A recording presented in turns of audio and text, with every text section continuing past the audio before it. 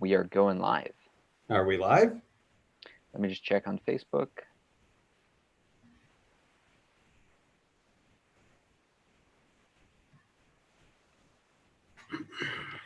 We are live. We are live. Okay, we are live with COVID Marketing, the Q&A show to support small biz, not just survive, but to thrive. We're on week daily at 11:11 Eastern Standard Time. If you want on for support or to provide support, let me know. Let Arthur know. Let the world know. I'm Brent Kobayashi, president of Kobayashi Zeitgeist, and we have all sorts of clients from large corporations to nonprofits, but it's our small businesses we're most concerned about and feel we can have the most impact with. So all you entrepreneurs, let's see what's possible. So we have a guest coming on shortly, but we always go live at 11:11. So what's on your mind, Arthur? Well, this is the fun part about going live, right? Is you just got to roll with the punches. But Brent, I wanted to ask you in terms of what you've seen so far in this last week, what you've seen working. So I don't know about working, but I know I've seen some really, actually I'll say we've seen some really nutty things. So by that, I specifically mean a friend of mine, now she's in Malaysia, and Malaysia actually operates a little bit differently. Apparently they don't have employment insurance like we do here in Canada, which means if she lays off her staff, they would actually have no money. They'd go to zero. And the government is saying, oh, we're going to let you tap into your savings for your retirement at this time. That's their answer apparently at the moment. So she runs a cheerleading company, specifically a company that trains children mostly how to do cheerleading. So it is a very in-person, high-touch thing that they do, and they can't do it. They're completely shut down. So all of their staff, there's I think about 10 or 15 of them, are all at home doing nothing. What she's decided to do is actually use their staff to implement a business that her husband was 70% almost there in terms of a startup, and they're now baking nuts to sell. So apparently nuts have a very decent margin. They've done all the research. They've got really cool flavors that they're going to be going out with. So she's actually shifting her it's like shifting your production line from building cars to building, airplanes in World War II, or now they're doing shift the production line from, from doing whatever it is, cars, over to ventilators, right? So she's shifting from teaching cheerleading to becoming a consumer packaged goods boutique nut manufacturer. That's probably the most awesome idea I've seen so far. So basically seeing like, okay, we've got this great set of staff. Instead of letting people go, let's just help to move in a new direction and give them something to do, to work on, and do something useful here. Yeah, what's possible? Like, what can you do? Like, I just loved the pure entrepreneurial fire that they whipped it up together. They've got an online store. They're working on a bunch of like Amazon equivalent channels. They're doing all the baking to figure out their recipes and get this out fast. So they're actually rolling next week. They literally pulled this together within 1 week, the whole shebang. So just, man, that's so good. And hello, Julian Thomas. Morning, gentlemen. How's it going? Very good. Very good. So, Julian, catch us up really quickly. First of all, I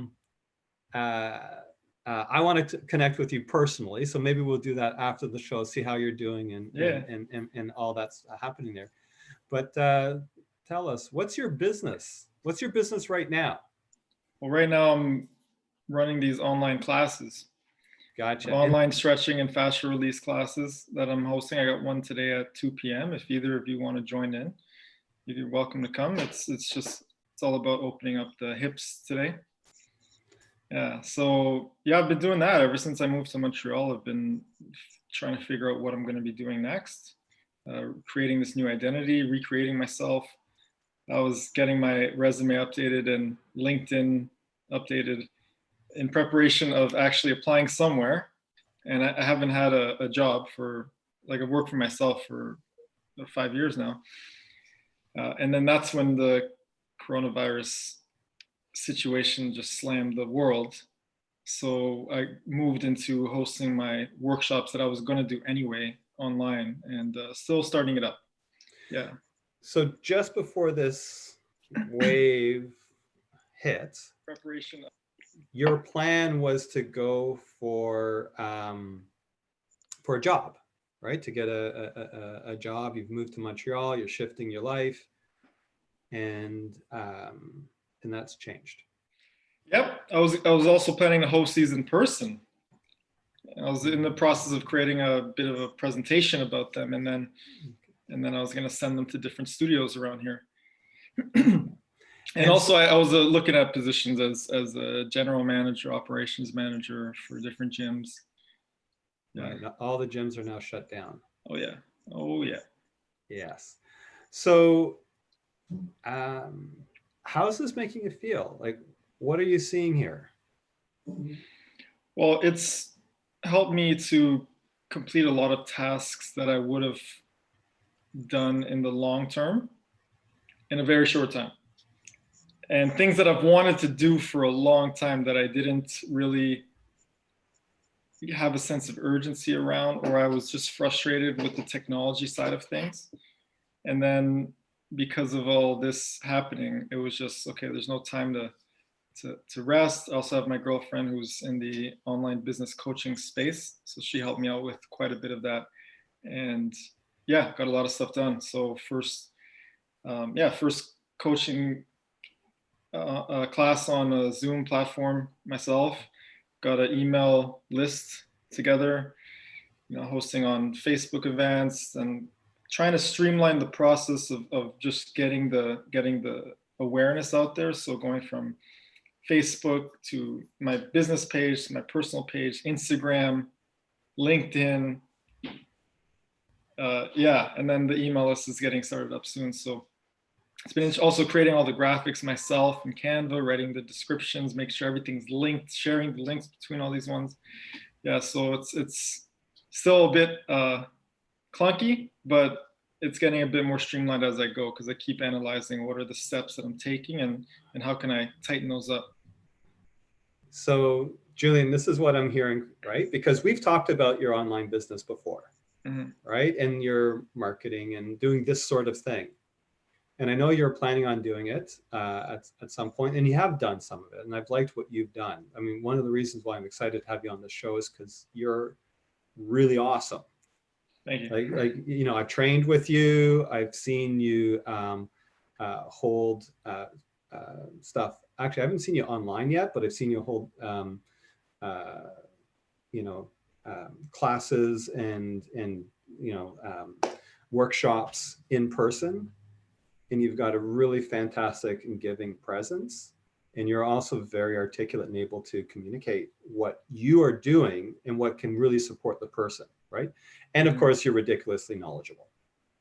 Right? So you've got all of the things going. What I just heard is actually a reflection of us, right? So correct me if I'm wrong, but what I just heard is you've got a sense of urgency and you're just doing it. Is that true? In regards to the online classes? Yeah. There's definitely the urgency there, and getting it done. And by just doing it, I mean figuring out, like, uncovering what's needed as I take steps forward, and then making that happen too. And then doing it again. We rolled this up last Friday. We did a little Zoom. We got to Facebook Live. which actually reminds me, I haven't shared this on my Facebook yet. So I'm So just it says going to, live over here on my end. it is live. I just haven't shared it on my personal Oh, Facebook yet. So I've got to remember to do that. I keep forgetting. yeah, I'll this. remember that for mine too. I have one coming up at 2 o'clock. Yes. So what technologies are you using? You said you're using Zoom and what else? Also, Canva's creating this is what I got so far. Canva, I'm creating the graphics with, right? Okay. And then posting on Zoom first, the description, and then I'm copying that and taking the link and putting it on Facebook, and then Facebook events on my business page, and then sharing that, and then going to Instagram as well to share that. But as of right now, it seems like, I mean, you don't have to, but with Instagram, the layout is different. It's vertical, right? So if you want your post to take up the whole screen on people, there's a certain dimensions you should use. Mm-hmm. It's 1350 by 1920, something like that. 1080 by 1350, I think. So but the Facebook one's the opposite. And if you just put it vertical, it doesn't work. So I had to reorganize everything. Yep. But now I have templates at least. And yeah, so then I download that, send it to my phone, upload it on Instagram, do the whole thing over again.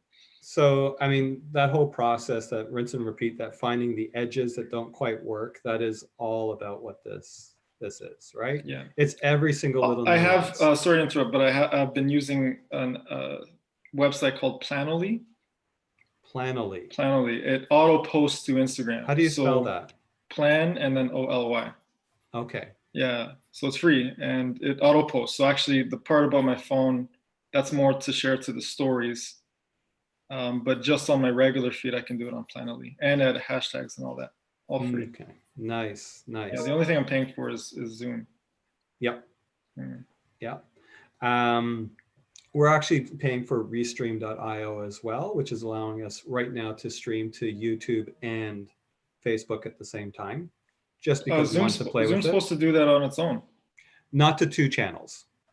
Oh, it's one or the other. Yes, I believe it's one or the other. Why don't you could set up like your phone like that and do it on. Yeah, okay, there you go. Yeah, I was gonna do that for my workshop today, actually. Cost savings are important, absolutely. So all those little tips are good. Yeah, got to bootstrap. Well, for Instagram, you can't do it from a desktop. You have to do it from your phone anyway. So. Right, gotcha. Very true. Mm-hmm. But also just that little thought of just keep polishing what might feel like a very, very rough stone at the beginning. So I just posted this morning and Arthur said, hey, you're saying starting at 11:11, let's mention that it's Eastern Standard Time because of course we're global now. And so that's just a little bit more polish, a little bit more polish. I don't know how I've held back on doing this stuff for so long. Now that I'm really into the swing of it, I'm just like, this is fucking amazing. That's how I feel, yeah. Yeah, so I'm really excited to see you showing up for the world and showing up for yourself as well. That's very cool. I could really see just on your point there of how much I was in my own way about things, right? Because of this situation, it's just, okay, let's just go. It's go time. And just allowing myself to do things imperfectly and just being okay with that has been super crucial for this. Mm-hmm. Crucial, yeah. Just imperfect action and refine later. Just telling myself, okay, just don't worry about it. Don't judge it. Get it out there. Next one will be better. Next one will be better. And that's it. That's what got me going. And the interesting thing is that judgment is actually quite often internalized to ourselves, but is oftentimes fear of other people's judgment. At least it is for me. Like going live with this stuff, it's like, I am wondering what they're gonna think and are they gonna like me? And so just wanna put it out there for everybody who's watching. I really don't give a fuck what you're thinking of me right now. Because the truth of the matter is, all of this stuff, I mean, actually the beauty of all of this for everybody is this is such a good time to do this. There's so much attention online. It's such a ridiculously good time. And there's nobody watching. Like, I mean, comparatively to anybody has an audience, like there might be 20, 30, 40 people watching. Anybody who actually thinks that this sucks right now, won't remember that they saw us sucking 6 months from now if we continue and we're awesome 6 months from now. And the only way we're getting awesome 6 months from now is if we keep doing what we're doing now, possibly sucking, possibly people are shutting this off right now and saying, okay, this is kind of boring, whatever they're doing. And next day and next day and next day and next day. And then 6 months from now, we're freaking awesome. And they're all like, yeah, I remember I was there at the beginning. That's it. Yeah. That's all that's going to be remembered, is not that this was freaking boring. So I'm excited that you're doing this. I'm excited that you got the energy for it. That's really, really fantastic.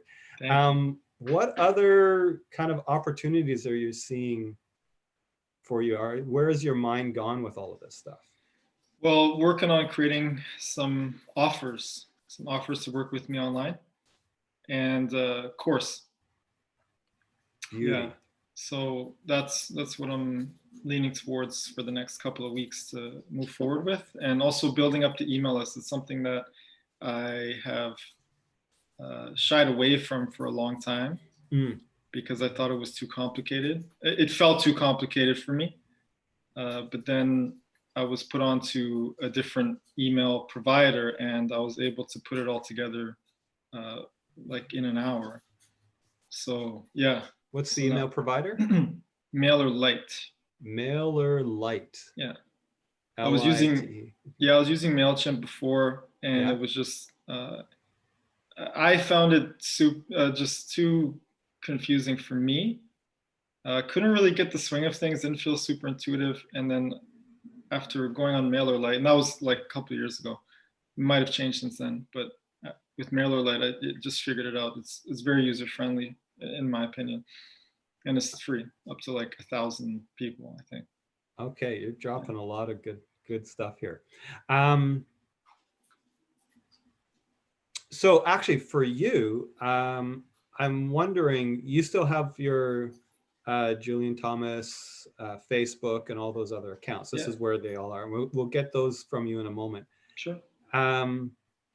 I think it would be really cool for you, and this is advice I've been giving to local businesses to do with their Google My Business, which really doesn't apply for you, but for you, probably it's Facebook, I'm guessing. Yeah. I would reach out to all of your past clients, maybe even a phone call, and say, hey, this is what I'm doing. I'm starting back up here in Montreal. Could you give me a review on Facebook? I'm going to send you a link. I did that with a couple former clients, and I was just thinking about asking you to do that. I realized because I think one thing I didn't really take it too serious is because I just thought my Facebook page, business page, just was dead. I mean, I didn't really post anything. What I did post was barely getting seen. But now that I'm posting all these events, I'm like, okay, so I brought it back from the dead, and I realized I have a bunch of testimonials on my website and like none on my page, maybe 2. So I started reaching out to people that I've trained, and yeah, thanks for the idea. And I forget about people. Like I forgot to ask you. There's so many people I haven't asked yet. Yeah, just say, I'm looking for help. Yeah. Right? Yeah. I mean, exactly. It's a pretty legitimate ask right now. And I think everybody's going to be like, okay, I have a bit of time. Yeah. I'll pause between my Netflix shows. Yeah, exactly. And also, where actually I would even push the ask further. So whatever is relevant in terms of reviews in Montreal, that's where you are at now, right? Yep. So whatever is relevant for Yelp or whatever it is, set up a profile on it. And when you do the ask, like I wouldn't hold back the ask if, to set up the profile, if that's going to take time or whatever. What to profile? Research. I don't set yourself up on Yelp as a business. Oh, okay. Yeah. I don't know if it's Yelp. I don't know what else is in Montreal that's actually really good, but add that as your list of things to do. Go out with the ask. If you've already got some other places where people can leave you reviews, LinkedIn, Facebook, wherever it is that you've got some place that somebody can actually leave a review, actually say, can you leave it on Facebook? And by the way, can you also copy and paste it and put it on LinkedIn? And also, by the way, can you do this on Yelp as well? I actually believe right now, or in the very near future, people will be like, Yeah, sure, no problem. I'll spend a half an hour. You're awesome, Julian. In the past, they'd be like, yes, I'd like to do that, but I've got my work, I've got this happening, I've got that happening, and they're just not going to get to it. Yeah, it's crazy how long it takes some people to write a testimonial. Yeah. You know, like for me, when I'm asked, I just do it right on the spot. Usually, it's easy. Some people it it's take not their days, thing. and you follow. It's like it's 2 lines, 3 lines maybe. You know? Well, actually, like, maybe it's taking this long. Maybe they don't know what to write. They don't know how to write it. Actually, you could say that to them. You know, listen, if you're not sure what to write, just the 5-star, you know, or whatever star feels right for you, and you know, a word or two. Like, Yeah. make it easy for them. But I actually believe it's not, because I could have left a review for you, right? But you know, things start to happen. Right now, not lots is happening, so I think people will have time to do it. So this is the perfect time for a small business to ask for a review up. And that's what I mean by going all in. Like, don't just say, hey, Facebook, because I think that's the most important one for me. Most people would probably be Google. But do it on LinkedIn. Ask for a LinkedIn recommendation. Do it on Yelp if you can get it yourself a Yelp profile. Do it on whatever freaking local business thingy is in Montreal that's popular. I'm sure that there's probably just Google Maps. Could be, yeah. Yeah, if you can get a Google Maps thing going, that'd be perfect. Look at yesterday. I did in Toronto. Okay, then do it there. Actually, if you've got it in Toronto and you have any reviews on it, I believe there's a way you can. So. Oh, okay. If it's then just you could just drop it. Yeah, it's amazing how this situation's brought so many things to light. Yeah. Yeah. I get you. What else? What else is opportunities? Oh, you said you're looking at events. Have you looked at posting on Eventbrite? Oh, that just came up last night, actually. Yeah, okay. I thought it was a great idea. So having like Eventbrite as a marketplace has exploded from my perception in the past year. So before, I always thought of Eventbrite as just a place that you use to do easy ticketing. However, and I saw this in the Seeds previews, which you know, if anybody else doesn't know Seeds who's watching, look up Seeds Leadership. It's freaking amazing. But you know, they do events, and the majority of the people that come are finding it just on Eventbrite with a free listing. It's become a marketplace for events, like a really robust marketplace for events. I don't know what people are doing now. Maybe people aren't going to Eventbrite because they're thinking there won't be any in-person events, but maybe people are still using it as a marketplace to find out virtual events, right? But definitely post your stuff on Eventbrite or try it out at least. Well, I would actually say on that point, if everybody's in quarantine right now, people might be going on there looking for online events that they can go to find that sense of community. Yeah. That is a good point. What about Meetup? Either of you using Meetup? I was for a while. Everything's worth experimenting with. I found that Meetup was, well, first of all, Meetup's platform specifically is a little bit challenged right now because they actually force you to have a real world address. You used to be able to put in like a link to an online thing as your address, but last I tried it, you couldn't. You could always just post it with an address and just say, we're not really going to be there. Go to the Zoom link. But so I think it's worth an experiment with. And maybe they'll actually do a little bit of quick modification. A lot of tech companies are really rolling fast and rolling out new features to support what's going on here very quickly. So we'll see if they roll with that. But yeah, in the past, I found Meetup was really good for building a very regular recurring stuff. I was the lead organizer for the WordPress Toronto meetup, and we got over 2,000 people. And that was a really good platform for quite a while. I found creating new meetups not as effective in terms of awareness. People would join, but not necessarily come. Now, that could be just because my meetups didn't look very enticing, right? It's a very small experiment, which is why I'd love it if you experimented with it. I had a group as well on meetups for a while. Same thing, like 1,500 people. I was given the group. It was a fitness group, and just, I don't know, I tried for a couple of months to get people to come out, get people engaged, and nothing, like nothing. So I give up on that. Yeah.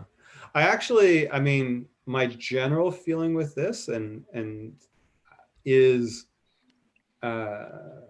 if you're starting something up, depending on what your actual eventual objectives are, be really cool if it's one or two, just make it very consistent, right? So with this COVID marketing, I'm really cool if 1 or 2 or 3 people are watching. We're making it very consistent. We're going to be doing this long-term because I see actual internal benefits to doing this. One, we're getting a lot of content that we can actually record and flip down to advertising and other type of stuff. Getting a lot of great ideas. Obviously, the general benefit of saying, hey, Julian, you're a small business. You're super important. I want you to be successful, not just because you're my friend, but because the world actually needs you being economically successful right now. Like that's so on the forefront of my mind. So you getting in place the systems and the processes and learning how to do this so that when the economy bounces back, which it's gonna, I mean, I'm calling it a bounce back. It hasn't necessarily officially been a slowdown or anything. It's just, there's nothing, there's a lot that's moving, but not nearly as much that should be. Obviously, it's like a small percentage that's still going. But when it comes back, I actually believe it's going to come back like on fire. And you, because you're doing this, will be more on the forefront than anybody else who's sitting there going back in fear and saying, I've got to just hunker down, save my pennies, hope the government will give me some money. You're doing the opposite. You're going on the offense. You're like, let me get out there. Let me do this stuff. And so as the money starts moving again, guess who's going to be right there? You are, right? You're going to be there. People are going to see, oh, he gave me value with this. He gave me value with that. Now that he's telling me, hey, come on with this, I think now's the time. I want to go to the gym and I want it to be Julian Thomas. Right. Like it's such a massive opportunity right now. I really think everybody should be taking advantage of this and getting out there. And I know so many people won't, which means the opportunity gets even bigger. Yeah, and that's how I'm seeing it is similar to what you're getting at, which is just to start now and get the experience. Yeah.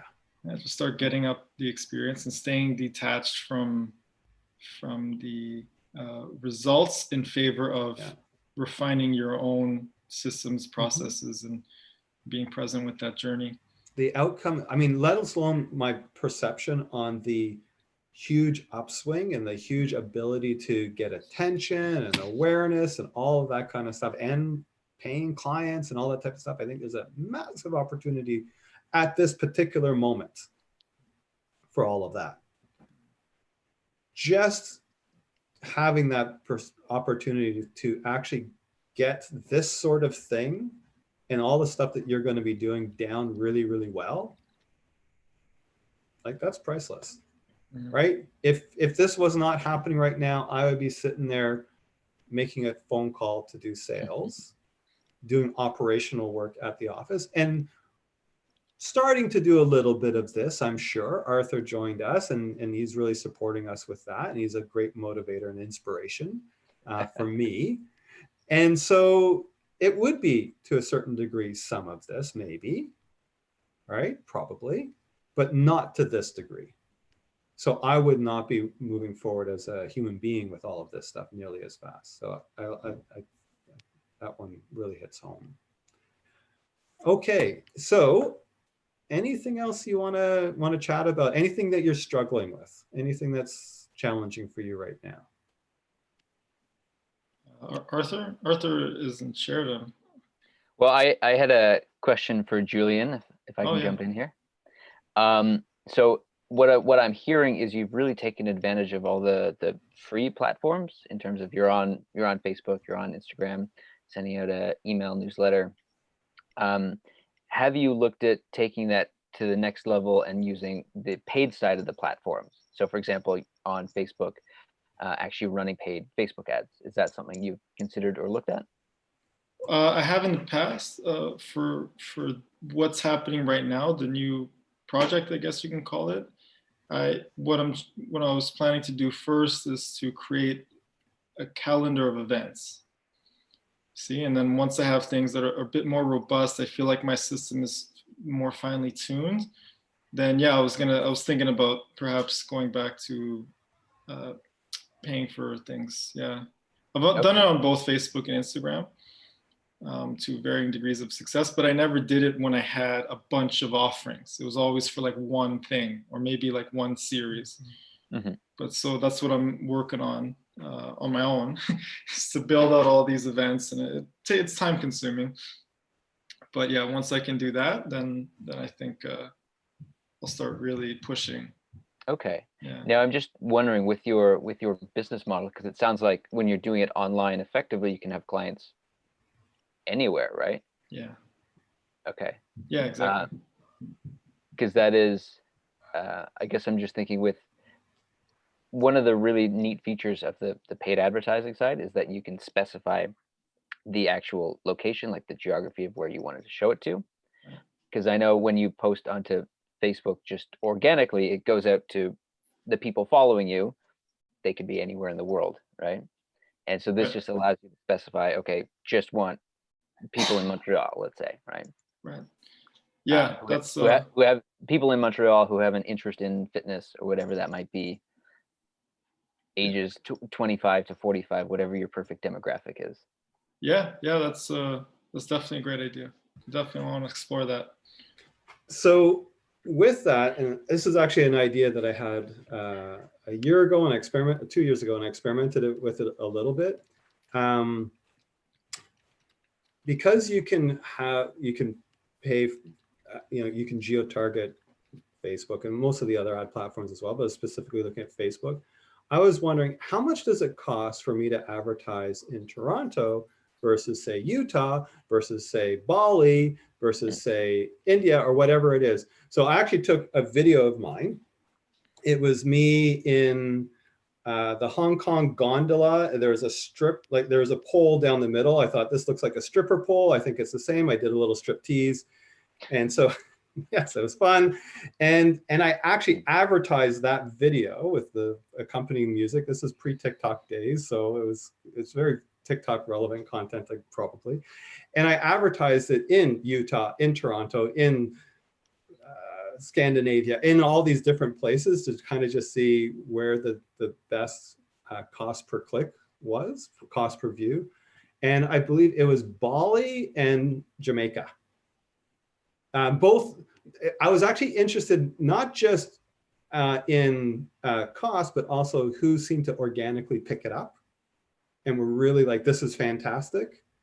So that's something you could possibly think of doing, Julian, as you get into more kind of these online stuff, is starting to experiment to see where does this suddenly pick up and play with it. Definitely. I think the term is like geo arbitrage. Yeah, geo arbitrage. Like, I mean, I keep thinking, well, I'm in Toronto, therefore I need to advertise to Toronto. Yeah. I've always had a thing for ads. The few times I did it, I was always so fascinated by all that data. One question that just came up for either of you is at what point, where was I going with this? Talking about ads. At what point is it appropriate to start delegating or hiring out? Because I've already had one conversation for videos. So Brent, you probably know I just started a podcast called The Shadow Masters, where I'm interviewing different powerful community leaders about their personal growth journeys. And what I end up with, so I've done 2 so far. What I end up with is 2 hours plus of interview, Zoom interview. And with the first one I did, featuring Dr. Rain Lim, we had about 2 hours and 40 minutes of footage, okay? So now I'm going through it and cutting out the ums, the likes, the you knows, blending it together, adding in photos where appropriate, switching the speaker view where appropriate. All said and done, many hours were. How are you doing this? What tool are you using? So iMovie, Zoom recording, and then just iMovie for now, and then Canva with the graphics, and then uploading to YouTube and this and that, and Facebook. Also LinkedIn. Couple hundred views on LinkedIn, surprisingly, because I don't even use LinkedIn. So it's super weird. I just had it open. I'm like, oh, why not just throw it on there? Whatever. Julian, I've been hearing so much this past year and a half. LinkedIn organic is actually where it's at. I think you can do really well on it. Yeah. So then I just spoke to a video editor last night who could do that part for me. Like, put my graphics in there, chop it up, polish it a bit, and send it back. And he charges, I think it was about $80 a video. And so I'm wondering, like, for example, something like that, which is not an income producing activity, is that something worth outsourcing, regardless of the price right now? Yeah. So for $80 a video, that sounds super cheap. First of all, that's awesome. Do you have to do anything ahead of time to get it prepped for this person? I think that's what we were talking about. No, he takes the raw footage. So I suggested for our test one, he wants to do like a test run, just a free complimentary one. I'll send him like half of the video I just worked on, and then tell him where to cut it, tell him what the subject is, and then see what he comes back with. Yeah, assuming it's all great. Right? Let's say something like that, something like posting my events on Facebook with the link in Zoom, posting it on Zoom. And by now already, it's a template that I'm just using from my last events. All that little things, should I be outsourcing? Should I be delegating? How much should I be paying? If so? So I think obviously it's individual I'm just going to give you my perspective. Okay. So I think it's individual per each. Right. So I am really happy that Arthur is with us full time, because it wouldn't happen nearly as much otherwise. Right. So look at your economics and figure out, does this really matter? I believe that it's also really good for you to really understand something first, like all the different posts and all that kind of stuff, before you're kind of fully delegating it out. I think that's a kind of a good idea. Or at least you're paying attention to it or returning back to it. I almost kind of go 2 ways. I'm going to actually correct myself with that one. I would say go as fast as you can, and then at some point review and then correct. Right. Okay. So with this person, absolutely, if you want to check them out, go slowly with them, that type of thing. I also don't think it's wrong for you to say, okay, great, you're hired. Here's $80, put the video up, and a week or 2 later, you go back and look at it and say, oh my gosh, this is really horrible. I need to give you some feedback, right? Both are okay with me. I kind of like the go faster approach, especially if you're doing other things that are moving you forward anyways, right? So right now, there's a lot of things that I think we should be doing or could be doing, that Arthur could be doing, that I could be doing, and all that type of stuff, but we're just going. Right. There is a tool, which I almost don't want to put tools in front of you, because I almost feel like for you, it's momentum. Yeah.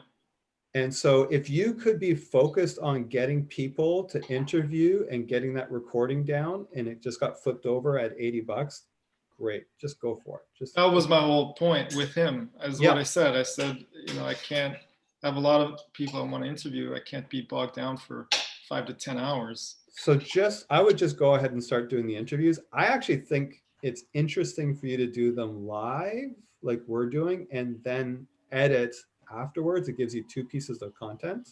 Yeah, and I didn't even know I could live stream from Zoom until like 2 days ago. Yeah. So it gives you something really cool to do 2 things. Some people might really enjoy the live, right? Your guests, you might want to, you decide how that works, because your guests might be like, yeah, I'd really like to be free to say whatever I want, especially with your topic, might get very personal. But you decide how that goes. Story. It is. Just a heads up, I have to hop off soon. My girlfriend has. No, this is good. We're actually should be wrapping up soon anyways. Okay. The tool that I was going to mention is something called Descript. D as in David, E as in Edward. Is that a transcriber? It's a transcriber. It takes your video. It gives it basically speech to text. It gives you essentially what's a Word document that's connected to your video, and you can delete and move things around. Like you're editing your video by editing essentially your Word document. So you see an there, you just delete the and it's edited out of your video. What? I know, yes. What the hell? So that's incredible. Descript. I actually have used it. I've really enjoyed it. It cut down what looked like was going to be an 8-hour process down to about an hour for myself and an hour for my son. He's a video editor. What's the website? I'm getting a lot of different results here. Descript.com.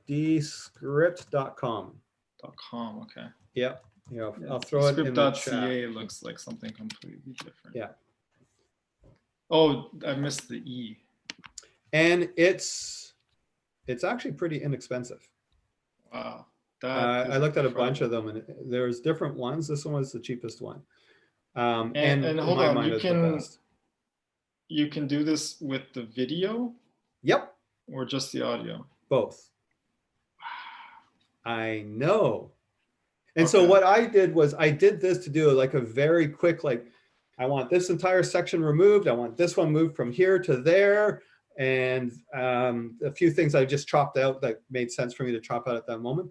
Then I took that and I gave it to my son, and I said, it has an export into Premiere Pro, which is what he uses.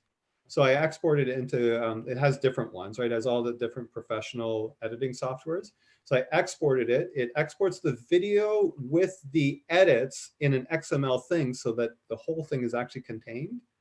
So you have the full video, but it's got a timeline which does the chopping and the moving for it. Yeah. And then from that point, he then goes in and does the refining, throws in some, lower thirds and some B-roll and some other, motion graphics or whatever it happens to be. That's incredible. That's a great resource. Thank you for that. I spent an hour going through the video when I was doing my first pass and taking notes and stuff. Yep. You can it actually has the ability to put notes and comments and highlights and all that stuff right in it. Yeah, that's amazing. Wow. So you could actually give the person some show notes of whatever it is, comments on what you want to have happen. Thanks for that one. Yeah, so we end it with that. And yeah, that sounds good. All right. Thank you so much for this chat. Yeah, thanks for coming on. So Julian, I just want to say I really like your hustle. It's very inspiring. Oh, thanks so much. It feels good to have that feeling back. It was gone for a while, as you know, Brent. Yeah. So just to have that back and be in this upswing of momentum again, yeah, it feels really good. So I appreciate that.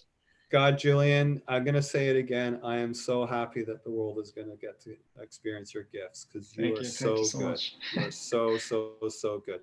Where can people find you? Well, so I'm on Facebook, Julian Thomas Fitness, facebook.com/Julian Thomas Fitness, and also Instagram at Julian Thomas Fitness. My website is julianthomasfitness.com. And yeah, that's about it right now. Sweet. Thank you so much, man. Yeah. Yeah. And if you could remember to leave a review from when we worked together. Yes, that'd be lovely. 5 stars. Yeah. All right. I will make a note. I will leave a review. I'll subscribe, and leave a review. So yeah, thanks so much. All right. Thanks for having me on, guys. Take care, Julian. Have a great day. Thanks, All Julian. right. Everybody, that's it for COVID marketing number 4. Is this number 4? Number 4. All right. Peace. Nanu nanu.